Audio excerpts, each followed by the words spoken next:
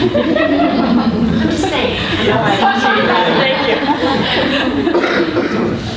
Okay. Ready?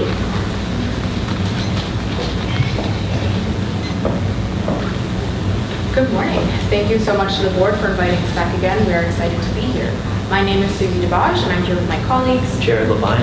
Emily Detloff, to discuss the ethical implications of the incident on United Airlines Flight 3411 that occurred last year when Dr. David Dow was bumped from this flight and forcibly dragged off his plane.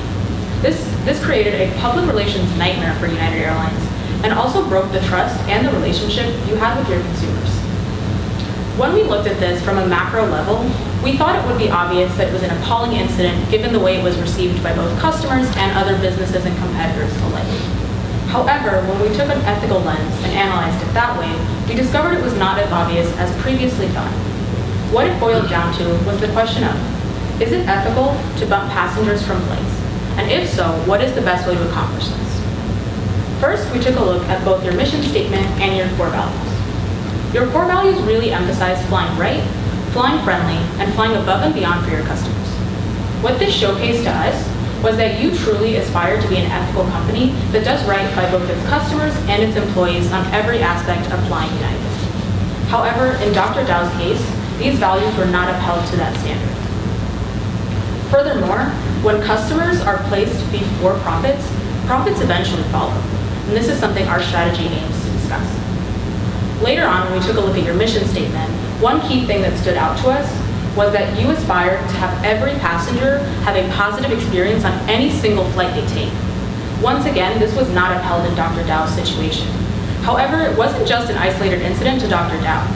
This also occurred a few weeks ago when we watched the news and saw that a passenger's dog had died on a plane. And a few years back, a passenger's guitar had been broken, and this also created a social media firestorm where he created a video talking about how United Airlines had ruined his guitar. When we saw that it wasn't just one isolated event, we recognized that there was a pattern of poor decision-making on behalf of both customer-facing employees and the lower-level management that were involved in making these difficult decisions. When we took a look at why this poor decision-making could be happening in these situations, we found two problems. The first being a lack of training for both the customer-facing employees and the management involved. And the second being a corporate culture that isn't conducive to making good decisions. What this means is that there is room for improvement in United's corporate culture to help employees understand the difficulty behind these decisions and help them understand how they can better make choices when faced with these situations. All in all, what this shows to say is that all of these aspects have to be taken together in consideration to understand the ethical dimensions of this case and also propose a solution that satisfies all of the ethical problems. Now that we've touched on all these difficult implications surrounding overbooking, one might think it's intuitive to just allot some empty seats on every flight, maybe underbook a little bit so that the likelihood of bumping in the first place is reduced. Unfortunately, with a deeper understanding of the airline industry, it's easy to see why booking planes at less than full capacity is a less than optimal solution. Ever since airlines were deregulated in the late 1970s, competition in the industry has skyrocketed, and as a consequence, ticket prices have plummeted. What this means is that companies operating within the airline industry are operating at extremely low profit margins. Because of this, each empty seat is a significant cost for a company, a cost that is not easily recouped. Therefore, these costs will need to be passed on in the form of higher ticket prices for consumers. And studies have consistently shown that high ticket prices are not accepted by consumers because ticket price is the most important factor when determining which airline to fly on. It's important for companies like yourself to create value for its stakeholders, and consumers find value when flying through low ticket prices. Therefore, it is an ethical responsibility for us to ensure that we are creating value by keeping ticket prices low. And therefore, the optimal solution is to keep booking flights at full capacity and overbooking occasionally whenever necessary. But in cases where overbooking is mishandled, there are many negative potential ramifications that can affect all stakeholders. Shareholders can lose money, consumers lose trust in our company, and society loses trust in corporate America, as a perception develops that business rights are taking precedence over consumer rights. Business rights are important because it ensures companies have the opportunity to be profitable. but consumers in some circumstances still need protection from business overreaching. While laws do protect consumers in some of these circumstances, it's very important for businesses to also take a part in this role, balancing their need for profitability with the protection of consumer rights by respecting them as an end in themselves as opposed to just a means to an end. While United employees did not drag Dr. David Dow off of Flight 3411, they did authorize his forced removal to take place, and furthermore, did not intervene when physical harm was apparent. We find that this might be an indication that there's a corporate culture issue going on within United Airlines, that customer sensitivity is lacking, and that is something that our solution tries to work upon. So circling back to the central ethical question of, is bumping ethical, and if so, what's the best way to go about it? As you saw from Jared's ethical analysis, bumping is something that provides value to all the stakeholders and is something that is necessary and ethical for the airline industry. So this leaves the question of, what is the best way to go about bumping, as the situation that happened with Dr. Dow is clearly not the right way. We recommend a proactive approach. So ethics is a proactive process. It's about identifying who you are, what your goals are, and what's the right way to go about achieving those goals.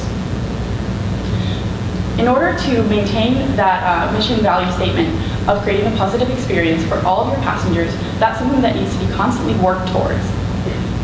Now, how do you do this? We recommend that you regain the trust of your consumers, something that was broken with the case of Dr. Dow. The first way of rectifying that broken trust is by first being more transparent with the bumping process and the rights afforded to the customers if they are bumped. One of the main problems with Flight 3411 was that the passengers had no idea what was going on. They didn't even know that by purchasing a ticket that they were possibly being susceptible to this bumping process. So that's why we recommended the user agreement that would pop up every time you go to purchase a ticket. That way, the consumers would be aware that this is a possibility and also understand the rights that are afforded to them if this happens. The second aspect of our solution was making sure that we're respecting the time of our customers. So when a problem occurs, we want to show our customers that we're doing everything possible to solve it. This is why we recommended the call-ahead system. So to remind you how this would work, if for any reason the plane does not have enough seats, we would go ahead and call all of the customers and try to find volunteers for the next flight.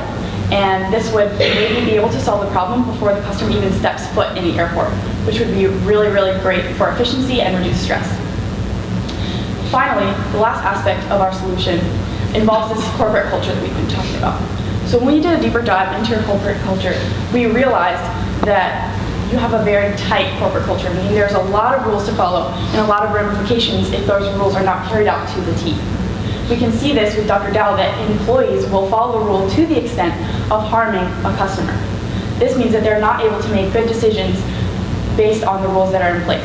This is why we recommended a yearly training program that would, one, of course, teach the employees about all the rules and procedures that need to be in place, but also give the employees an opportunity to have a voice. We can practice going through different ethical dilemmas. We can get their feedback, as the customer-facing employees and lower-level management have some of the most valuable input in the company because they are the ones who are interacting with customers on a daily basis. So creating this culture of giving employees the autonomy to make the decisions that will best benefit their customers, your customers, and passengers will be something that will solve that toxic corporate culture of punishing employees for even slight deviation from the rules. So this, coupled with transparency and respect for customers' time, will really show our customers, your customers, that you have the best interest in mind and that you are acting to uphold your mission statement of creating a positive experience for all of your customers, therefore preventing a Dr. David Dow situation from ever happening again.